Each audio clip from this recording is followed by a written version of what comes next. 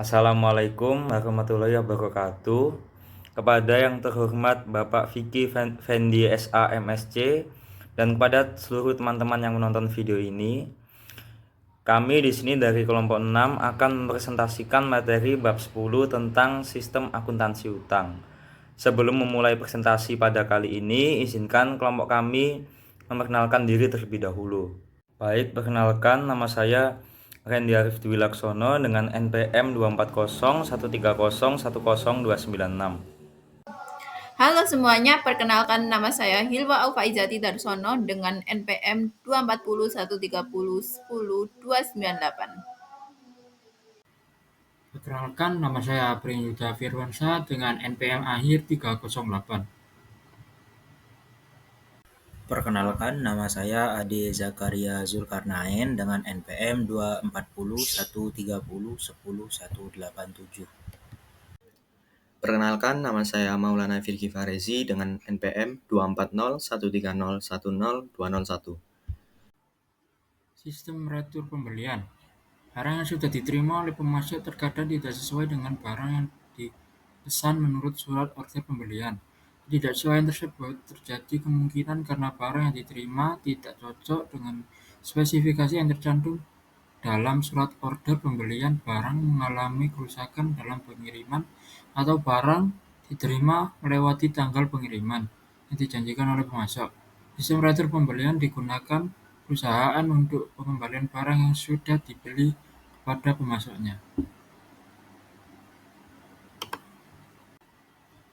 Fungsi yang terkait dengan sistem retur pembelian. Fungsi sistem terkait dengan sistem retur pembelian dibagi menjadi 4. Yang pertama adalah fungsi pembelian.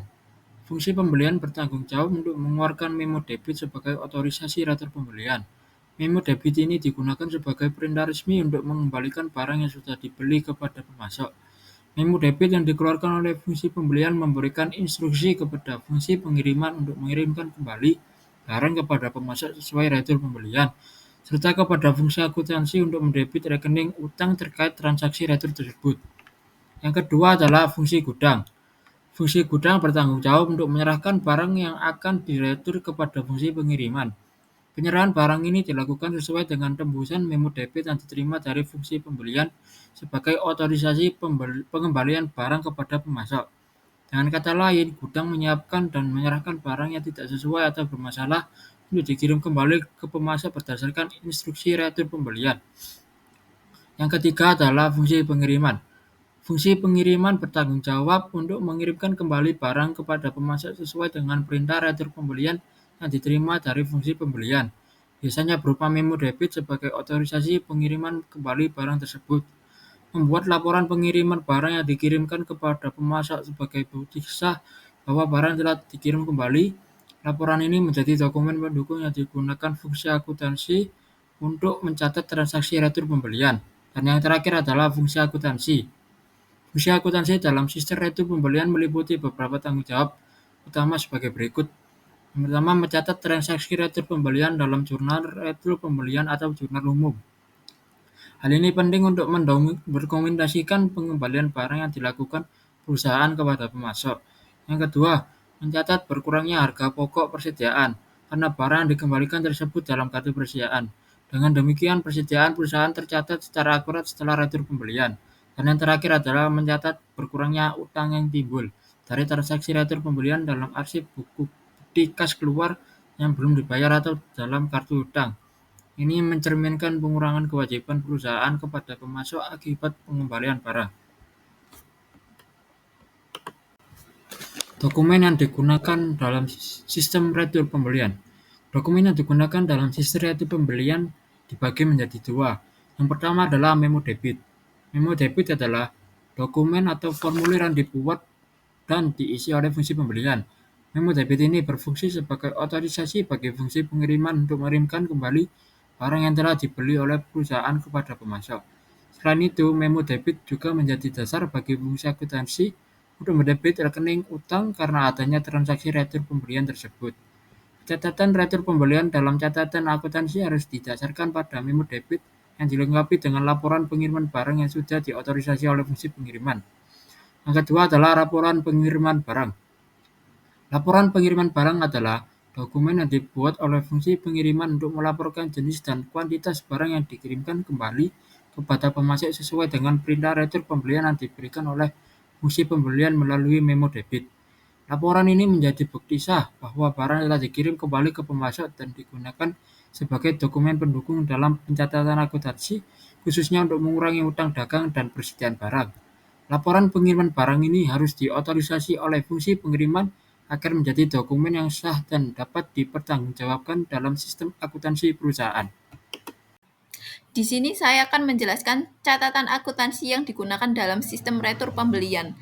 Catatan akuntansi yang digunakan selama sistem retur pembelian dibagi menjadi 3. Jurnal retur pembelian itu sendiri atau jurnal umum, 2. Kartu persediaan, dan ketiga, kartu utang. Apa sih jurnal retur pembelian itu? Jurnal retur pembelian adalah atau entry dalam jurnal umum, catatan akuntansi yang digunakan untuk mencatat transaksi pengembalian barang atau jasa kepada pemasok. Jurnal ini mencatat pengurangan utang usaha dan penurunan nilai persediaan akibat retur. Contoh entry dalam jurnalnya, utang usaha dalam debit dan persediaan atau retur pembelian dalam kredit karena mengurangi persediaan barang. Kedua, kartu persediaan. Apa sih definisi kartu persediaan itu? Kartu persediaan sendiri adalah catatan akuntansi berbasis fisik atau digital yang melacak pergerakan kuantitas dan nilai persediaan secara detail untuk setiap jenis barang, termasuk retur pembelian yang dapat mengurangi stok. Ketiga, kartu utang atau accounts payable card.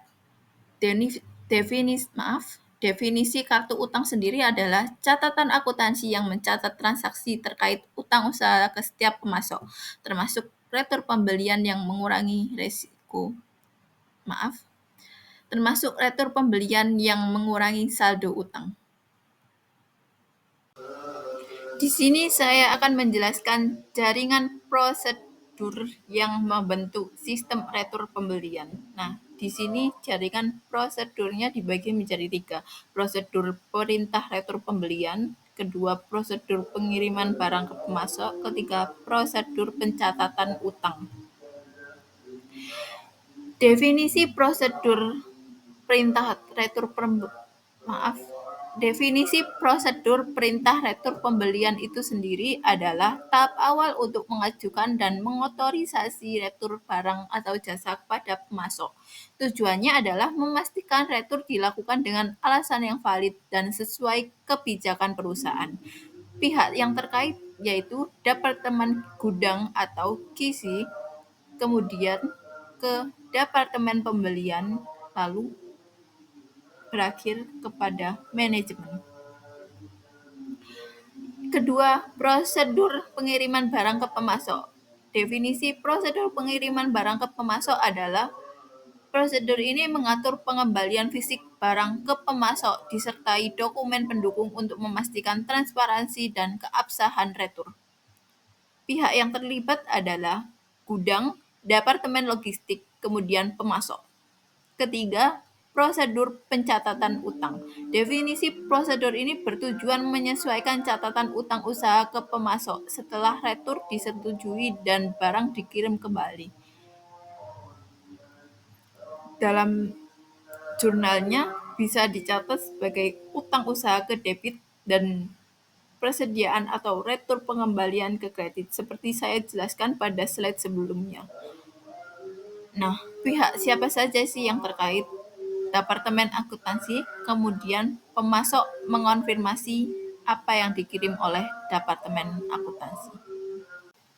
Di sini saya akan menjelaskan unsur pengendalian internal yang dibagi menjadi 3 unsur: organisasi, sistem otoritas, dan prosedur pencatatan, kemudian praktik yang sehat. Definisi organisasi adalah struktur organisasi yang dirancang untuk memisahkan tugas dan tanggung jawab guna mencegah konflik kepentingan, kecurangan, atau kesalahan dalam proses utang. Dalam PPT kami disebutkan 2 poin penting dalam organisasi, yaitu fungsi pembelian harus terpisah dari fungsi akuntansi, kemudian transaksi harus dilaksanakan lebih dari satu orang atau lebih dari satu unit organisasi. Contoh penerapannya yaitu Departemen Pembelian bertugas memesan barang, kemudian gudang menerima dan memeriksa barang.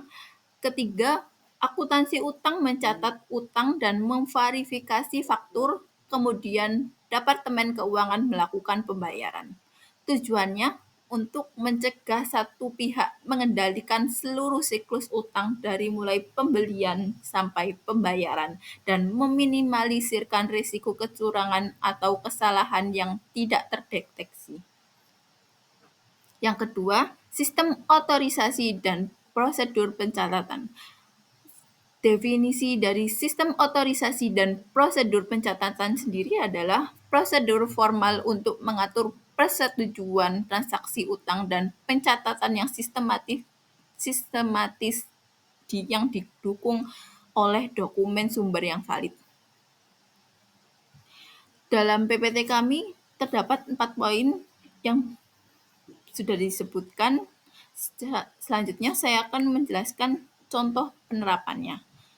Dalam unsur ini, pertama, pemasok mengirim faktur, kemudian Departemen Akuntansi memverifikasikan kesesuaian dengan PO dan laporan penerimaan. Yang kedua, jika valid, faktur dicatat di jurnal utang dan kartu utang pemasok. Ketiga, pembayaran hanya dilakukan setelah otorisasi dari manajer keuangan. Yang ketiga adalah praktik yang sehat. Definisi praktik yang sehat adalah kebijakan dan prosedur operasional yang mendukung efektivitas pengendalian internal seperti pengawasan, rekonsiliasi, dan perlindungan aset. Dalam PPT kami terdapat 2 poin utama, yaitu penggunaan formulir bernomor unit tercetak. Kedua, catatan yang berfungsi sebagai buku pembantu utang secara periodik direkonsiliasi dengan akun kontrol utang dalam buku besar. Contoh praktiknya, 1. Pemisahan antara staf yang menangani persetujuan faktur dan staf yang melakukan pembayaran. Kedua, penggunaan sistem IT dengan akses kontrol untuk mencegah manipulasi data. Kesimpulan yang dapat kita ambil dalam sistem akuntansi utang ini, Mulyadi menekankan bahwa pengendalian internal yang efektif harus mencakup 1. Organisasi dengan pemisahan tugas yang jelas. Kedua, sistem otorisasi dan pencatatan berbasis dokumen yang teraudit. Dan ketiga, praktik sehat seperti rekonsiliasi, audit, dan pengamanan data. Baik, di sini selanjutnya saya akan menjelaskan materi tentang prosedur pencatatan utang. Jadi pencatatan utang dalam akuntansi perusahaan umumnya dilakukan dengan 2 metode utama, yaitu ada account payable prosedur dan voucher payable prosedur. Yang pertama, account payable prosedur. Metode ini digunakan untuk mencatat utang usaha secara rinci kepada setiap kreditur. Prosedurnya meliputi beberapa tahap berikut. Yang pertama yaitu dokumen yang digunakan, meliputi faktur dari pemasok dan kwitansi tanda terima uang yang ditandatangani oleh pemasok atau remittance advice dari pemasok.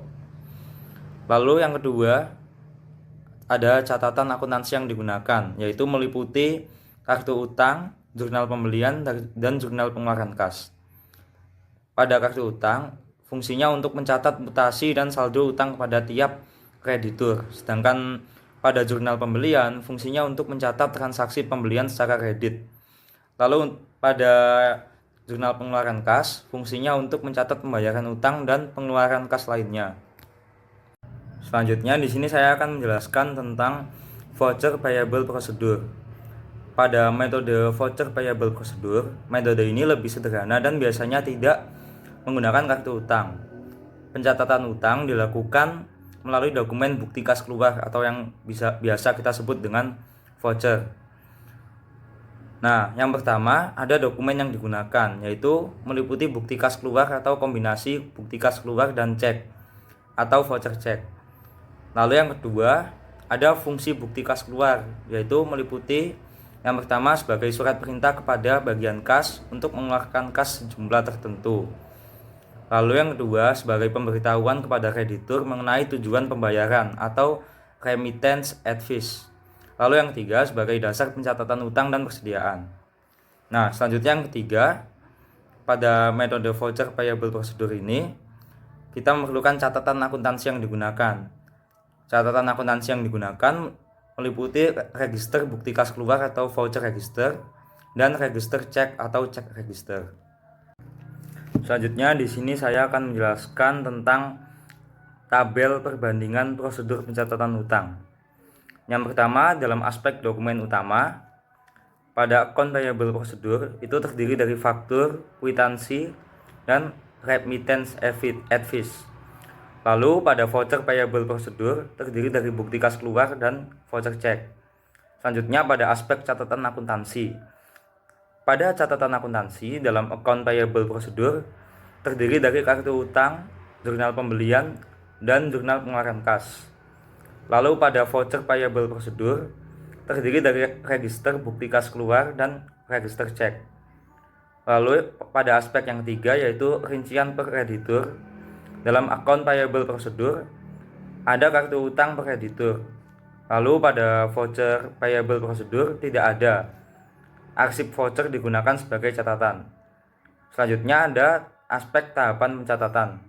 Pada aspek tahapan pencatatan ini dalam account payable procedure lebih detail 4 tahap utama, dan dalam voucher payable procedure lebih sederhana 2 tahap utama. Nah, apa sih 4 tahap utama dan 2 tahap utama ini? Jadi maksud 4 tahap utama dan 2 tahap utama pada tabel perbandingan yaitu 4 tahap utama ini pada account payable procedure meliputi yang pertama pencatatan faktur, lalu yang kedua ada posting ke kartu utang, lalu yang ketiga ada pencatatan pembayaran, dan yang keempat posting pembayaran ke kartu utang. Nah, sedangkan untuk yang voucher payable procedure ini 2 tahap utamanya meliputi pencatatan utang dan pencatatan pembayaran. Sekian penjelasan dari saya. Mungkin untuk slide selanjutnya akan dijelaskan oleh teman saya. Selanjutnya saya akan menjelaskan tentang distribusi pembelian. Sebelum itu kita harus tahu arti dari distribusi adalah prosedur peringkasan rincian yang tercantum dalam media, misalnya faktur dari pemasok, dan pengumpulan total ringkasan tersebut untuk keperluan pembuatan laporan. Pengertian dari distribusi pembelian itu sendiri adalah prosedur penyusunan dan peringkasan informasi pembelian yang bertujuan untuk memudahkan pencatatan akuntansi dan penyusunan laporan keuangan. Untuk tujuan dari distribusi pembelian itu sendiri, yang pertama, menyederhanakan pencatatan transaksi dalam jurnal umum atau jurnal pembelian. Yang kedua, memastikan informasi keuangan yang tercatat akurat dan terklasifikasi dengan benar.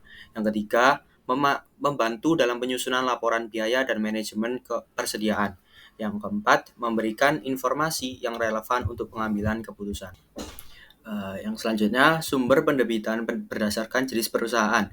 Yang pertama, berdasarkan perusahaan kecil, umumnya bersumber dari jurnal pengeluaran kas. Yang kedua, berdasarkan perusahaan yang besar, sumbernya dari voucher register atau register bukti kas keluar, jurnal pembelian atau distribusi faktur yang diterima dari pemasok.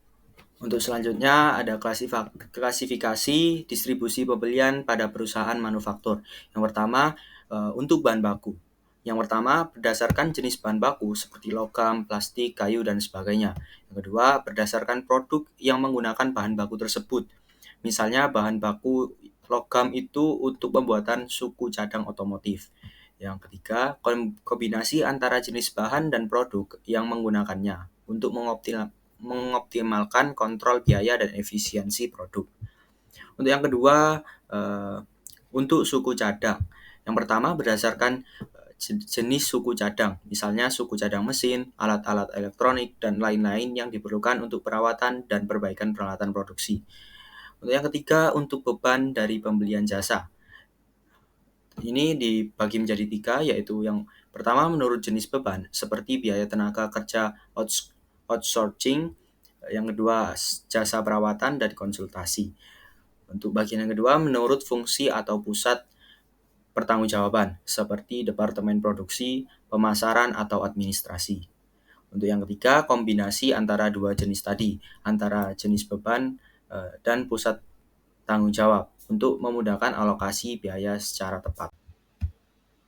Sini ada gambar yang merupakan flowchart atau bagan alir dari proses dalam sistem akuntansi utang, khususnya mengenai pencatatan dan pengelolaan bukti kas keluar berdasarkan faktur dari pemasok.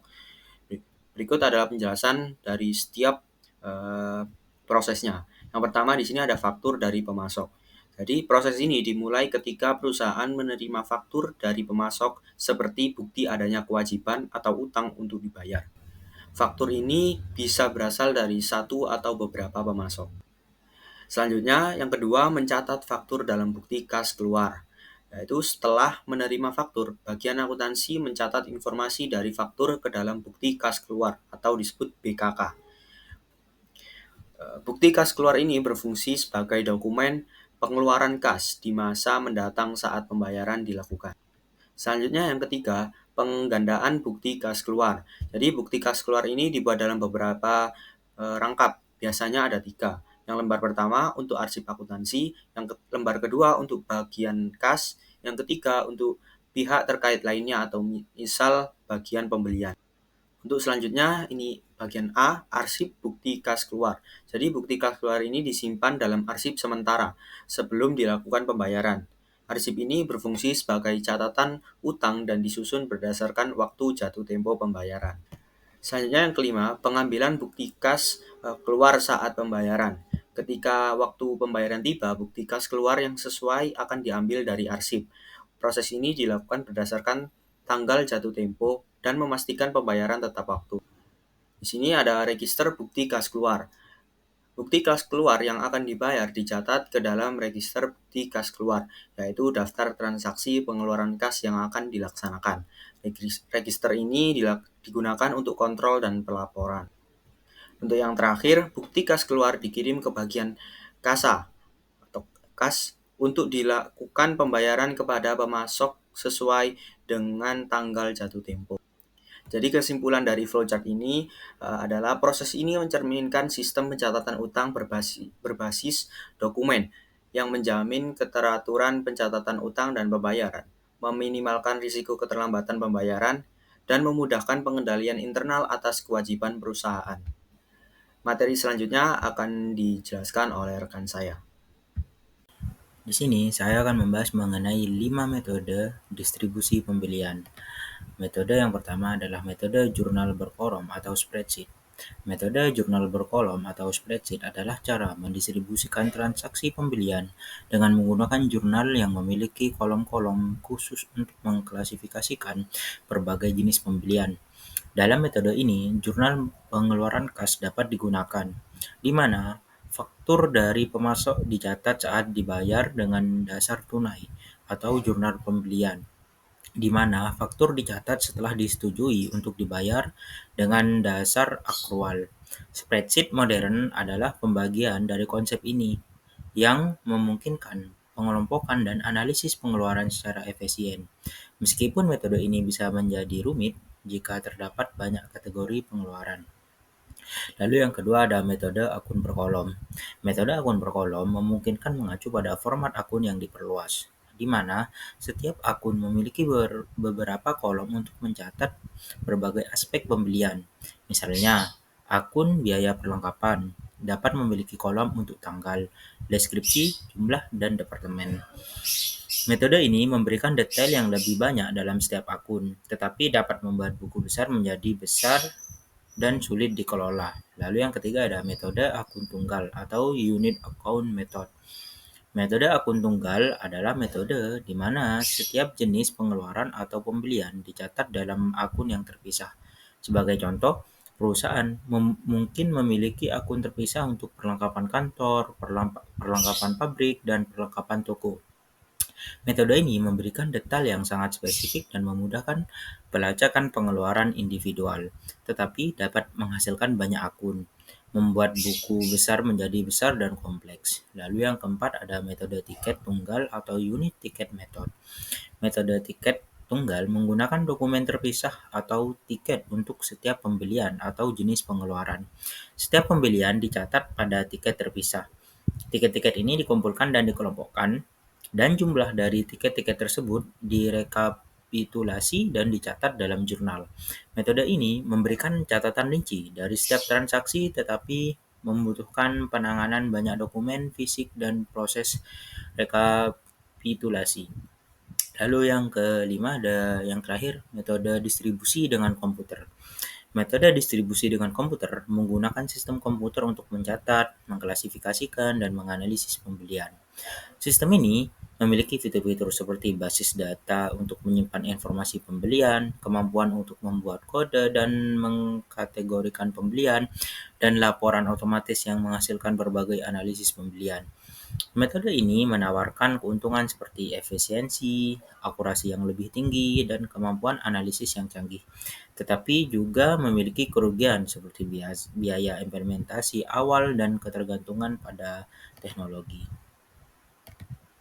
Sekian presentasi dari kelompok kami. Bila ada salah kata dan bila ada kekurangan dari kelompok kami mohon maaf sebesar-besarnya.